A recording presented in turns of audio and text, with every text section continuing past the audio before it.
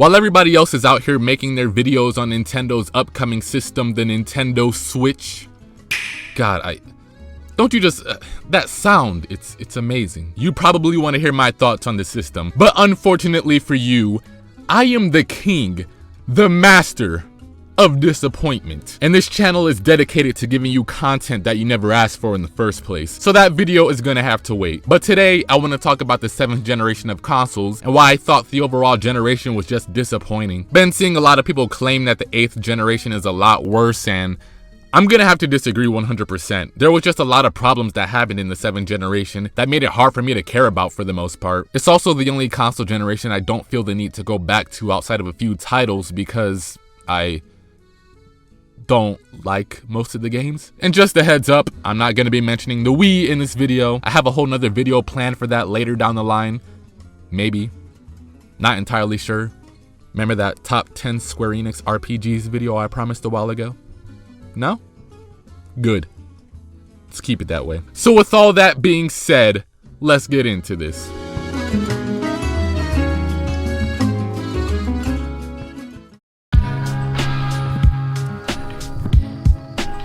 The 7th generation of consoles has got to be the most stagnant generation of the 3D consoles of all time. Dating back to the 5th generation, we saw developers take on extremely experimental games that resulted in having some of the most diverse gaming libraries ever made, as well as making new genres and creating standards for other genres. Games like Parappa the Rapper, Grand Theft Auto San Andreas, Devil May Cry, Guitar Hero, Halo, Mario 64, Ocarina of Time. Under the Skin. Do you have any idea who made Under the Skin? Capcom. Capcom made Under the Skin. Nowadays, if it doesn't have the word resident, monster, or street in the title, they're most likely not even gonna bother with it. And thousands upon thousands of other unique titles were being made. This resulted in lots of developers bringing new and unique experiences to the table, but also new and unique experiences for the gamer. And because of those new ideas, that brought variety. And with variety, do you know what happens? You never feel like you're being left out because developers pretty much cater to everybody. You wanted 3D platformers outside of mediocre Sonic games? You had 3D platformers outside of mediocre Sonic games. You liked rhythm games? You had a lot of those to play. Maybe you want lots of high quality complete fighters that weren't trying to nickel and dime you for content and characters that were already on your disc. You had just that. Or maybe you want high quality JRPGs. My friends, you had stacks upon stacks of those to play. It's unfair. But last generation, I just kept thinking to myself,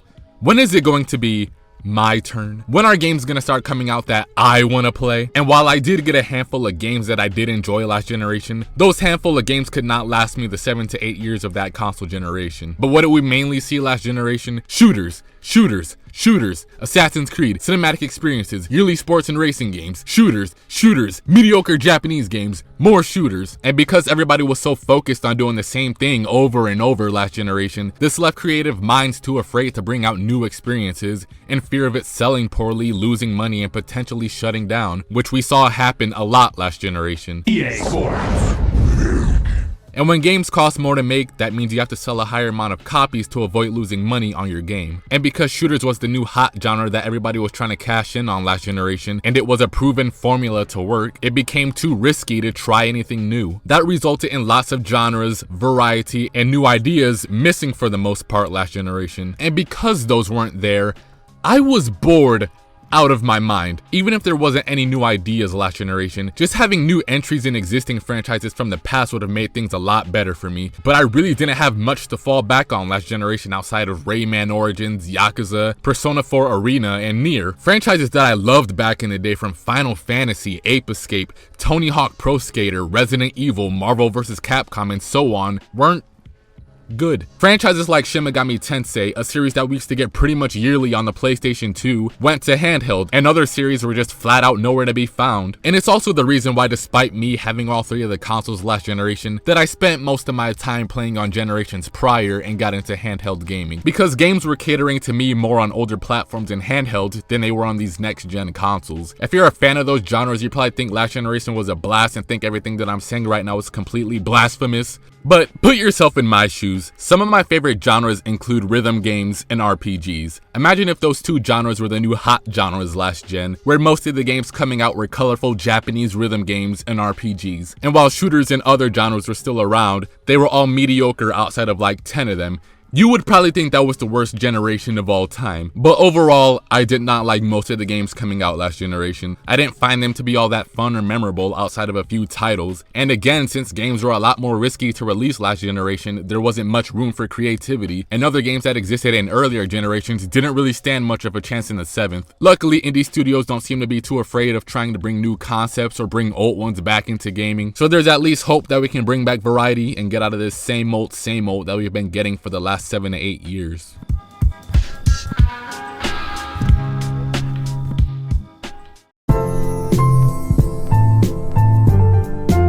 One of the biggest problems, if not the biggest problem, that I had with the last generation of consoles was just how poorly most games ran. Transitioning from the 5th generation to the 6th, we saw developers use hardware more efficiently to improve the overall experience of any given title by making it run in 60 frames per second. Most games from the NES and the SNES era ran at 60 frames, and it was only until we got to the Nintendo 64, the Sega Saturn, and the PlayStation 1, with the advent of 3D technology, that we really started seeing bad frame rates. Now, some games out there ran beautifully like F-Zero X or Omega Boost, but for a large part of that generation, it was pretty rocky. Performance eventually improved when the PlayStation 2, Xbox, Dreamcast, and the GameCube came around. Now sure, there may have been the occasional performance drop when things got crazy on the screen, and not every game was 60 frames per second, but for the most part, we saw more effort being put into making sure that the game runs well. Sadly, once we moved to the 7th generation, that standard of reaching 60 frames per second has been lowered to 30, and most of the times, a game couldn't even hold the constant 30 frames per second, where it would go anywhere from the mid to low 20s, which resulted in most of these games playing like complete garbage. And I know there's gonna be that one guy in the comment section that says frame rate doesn't matter and stop being a frame rate whore, but realize that 1, you're just wrong, and 2, even if 30 frames per second was the minimum, most games last generation couldn't even hold that. This is something that we should not have had to worry about last generation. It's something that should have been a standard at that point, but still, even to this day, it's not a standard. It really made you wonder if having these stronger consoles were even worth it, if performance dropped more than 50% of what we were getting prior. And it's not like most games that were coming out last generation really did anything to push the envelope in gaming forward, which would make it understandable if the game ran poorly. But even sequels to existing franchises that existed on the PS2 and the Xbox were running better than their sequels on the PS3 and 360. Now, I realize not every game has to be 60 frames per second. Other games are okay if they're 30 frames per second, such as story-driven interactive games, turn-based RPGs, strategy games, and slower-paced titles. It's mainly when we're talking about action games, shooters, racers, or fighters when it becomes an absolute necessity. A game's main attraction should be, you know, the gameplay part. I'm probably speaking a different language to some of you right now. It's what makes people want to go back and experience such great titles that they may have missed out on. And when those graphics start to wear down over time as new technology comes out, you're stuck with a game that doesn't even look all that great and performs poorly on top of it. Just think back to some of your favorite video games of all time. Did you like them because of their gameplay or because they were pretty and shiny? Graphics are nice and all, and I'm not trying to downplay graphics or anything, but it all goes back to what I was saying about aesthetics in one of my earlier videos, on how you can still have a good looking game based off your art style alone, instead of trying to have the graphical fidelity do most of the work, when graphical fidelity exists to help the aesthetics, not the other way around. You can still have a solid performance with good aesthetics and graphics. It's not really a matter of pick one over the other. It's just that developers tend to look at it that way and choose visuals over performance, instead of toning down the graphical fidelity a bit to help make the game an overall smoother experience. And the sad thing is, nothing's gonna change. Everything I'm saying right now is just a waste of breath. We already see the same bad habits from the 7th generation carrying over to the 8th. I mean, you finally get your game running the way it should have ran from the start. People then praise your game on how much better it feels because it's 60 frames per second. And then what do? You backtrack and make your latest entry 30 frames per second to get that added graphical boost. Even with these remastered consoles coming out, the main buzzwords behind them are 4K and HDR because, you know, we've already mastered 1080p 60 frames per second on consoles. I mean, that's old stuff. We gotta go 4K 30.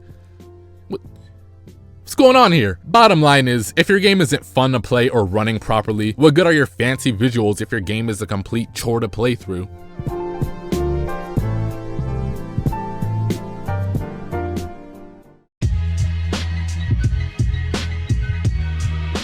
As far as I'm concerned, last generation was the era that started the norm of releasing unfinished games. As technology progressed, this meant that developers were able to get away with more shady business practices, because with more power and technology, that means developers can and will take advantage of that. We saw them use that power and technology to make worlds much more grand, bring in more graphical fidelity and detail, but we also saw them use this in a way to get extra money from the consumer, as well as using it as a way to ship incomplete games. Gone were the days of buying a game knowing that you were getting a complete and full experience, where the only thing you had to worry about was whether or not a game was good. But now not only did you have to worry about that, you also had to be worrying about if your game was going to be running properly. Now, the idea and implementation of DLC and patches is nothing new. Both things started on the original Xbox, and for the most part were pretty great things. Two great ideas in theory that ultimately got corrupted once we entered the 7th generation. Patches started this whole trend of shipping games to be sold to the consumer when they were clearly not finished, where they could fix bugs or glitches in the game by uploading a file and making it available for download whenever it was ready. Prior to that, your game had to be finished. There was no second chance. You had to make sure that that was a product that you were confident enough in shipping. And the main problem with patches is that they aren't going to be around forever. So if you're somebody like me who likes to go back and play older games that you missed out on, once those servers go down and that patch is no longer there, you're stuck with a buggy version of that game forever. That's kind of a long time. And if your hard drive dies for some reason, and faulty consoles weren't exactly uncommon last generation, then sorry, you're stuck with the unfinished broken game. To make sure that you don't get stuck with those versions, one of two ridiculous options would have to happen. Option 1, somebody would have to somehow upload every single patch to the internet available for download. Or 2, you would have to buy multiple hard drives, download all the patches of your games, which fill up kind of quickly, by the way, and then whenever you wanted to play a certain game, take out your hard drive and swap it. All this extra effort to play a game because developers were releasing unfinished games. And again, I'm not saying the idea of patches are stupid. I think it's a pretty great idea, actually. And for me to say that there were no games in generations prior that could have benefited from a patch is just false. But it's something that developers relied on way too heavily, instead of trying to release a finished game that they were confident in and using patches as a backup if they were really unaware of the problems of the game. And don't even get me started on how long it takes to update games on the PlayStation 3 because of this. Next up, DLC and microtransactions. Again, great in theory, but ultimately, it got corrupted. Why do I have to pay for characters that are already on my disc? Why do I have to pay for costumes when prior you unlocked costumes just for playing the game? Why are you announcing DLC months in advance before the game even comes out and making us pre-order to get that DLC when the DLC will be available day one? Which means you actually went into the game and took content out of your game on purpose to make me pay extra or pre-order for content that I should have already had. And why do I have to pay money to get the true ending to a game that I just bought? This was the norm last generation. DLC and microtransactions for no reason other than to nickel and dime the consumer. Say bye-bye to the term unlockable. And because of this, a lot of games would cost you way more than the asking price at retail or on the store. And just like patches, DLC is also not available forever. So if you didn't buy your DLC in time, that's just too bad. I'm sorry. And now you're stuck with an incomplete game. I actually didn't know this, but you can no longer buy Jill Valentine and Shuma Gorath in Marvel vs. Capcom 3. I mean, it's Marvel vs. Capcom 3, so we didn't really lose much, but still. Now, there's always exceptions to the rule. Usually when developers treat their DLC as expansion packs, where it feels like you're getting a completely new game and a new experience on top of that, instead of just buying DLC for skins, different guns, characters that you should have just unlocked for playing the game, and narrator voices, and different color glasses. I really need to finish this video.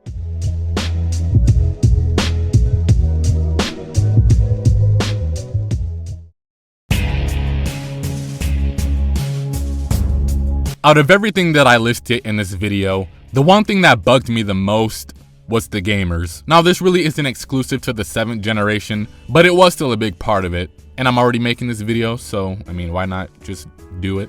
Everything that was brought up in this video could have been resorted and taken care of if gamers opened their mouths and stood against it. But instead of doing that, they stood against the other gamers who want it better, as if they were somehow in the wrong, which makes absolutely no sense to me. Why are the people who always want more and better always ridiculed and slammed for it? Just the other day, I made a statement saying that the only way I upgrade my PlayStation 4 to a PlayStation 4 Pro is if it was backwards compatible with older PlayStation consoles. And I had somebody tell me that backwards compatibility is stupid, and the only people that want backwards compatibility is poor people. Let that marinate within you for a couple seconds. I cannot make this up, people, because something so stupid would never even cross my mind. It's like, why am I in the wrong for saying that pre-ordering a game to have access to content that's being advertised months in advance is wrong? Why am I the bad guy for saying that paying to play the online portion of your game with the Xbox 360, Xbox One, and the PlayStation 4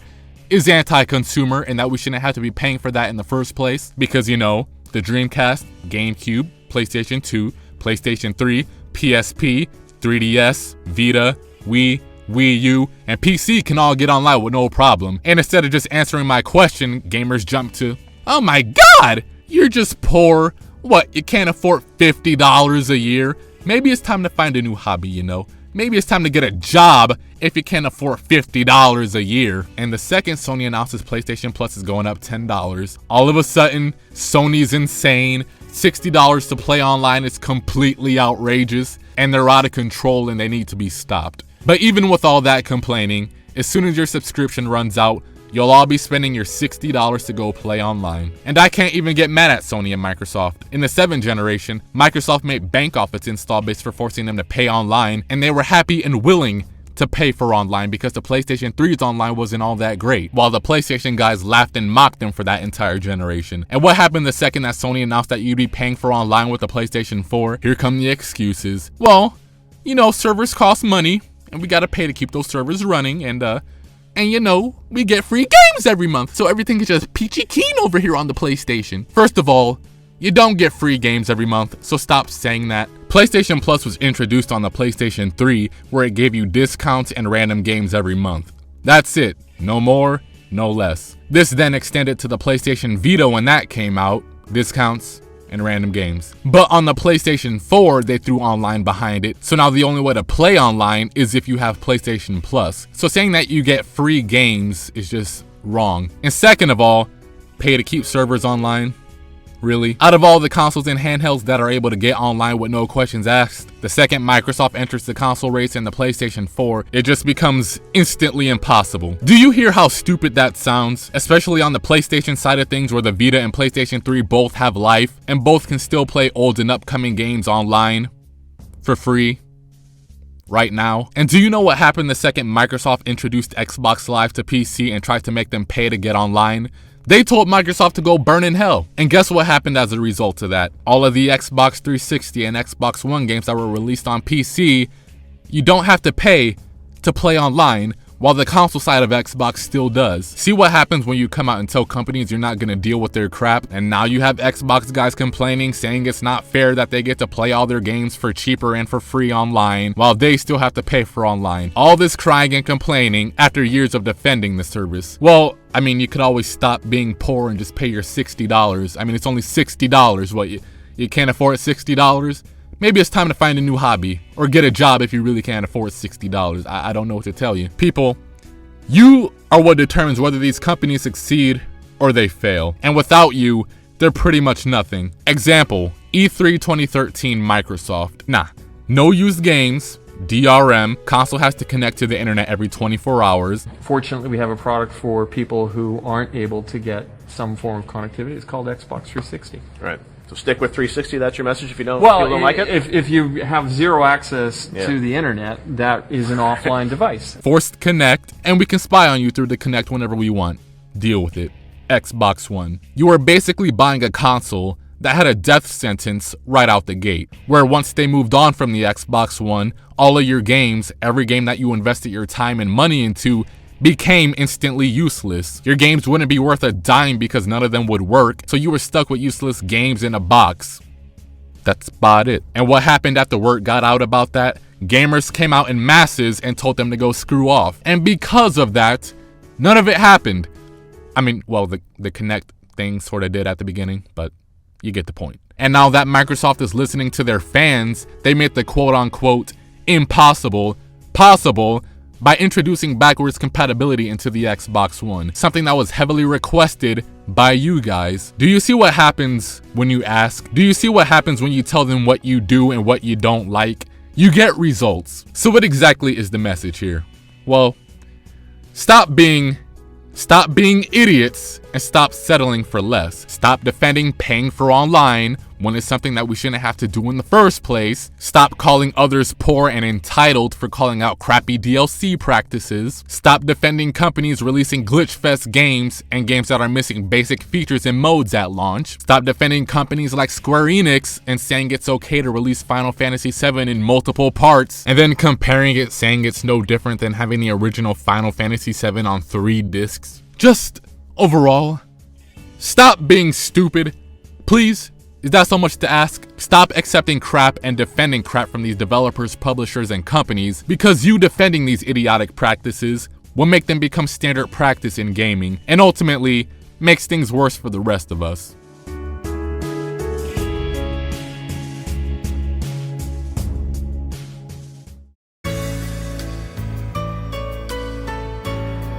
The 7th generation of consoles just wasn't for me. There's a reason why I generally avoid talking about this generation on my channel, unless you're near, in which case you get a pass because you held things down last generation. Good job. Mainly because I'm not a fan of most games that came out for either the PS3 or the Xbox 360. Not to say that they were bad games, but just not what I'm personally into. And the games that I was interested in, I can't get anymore.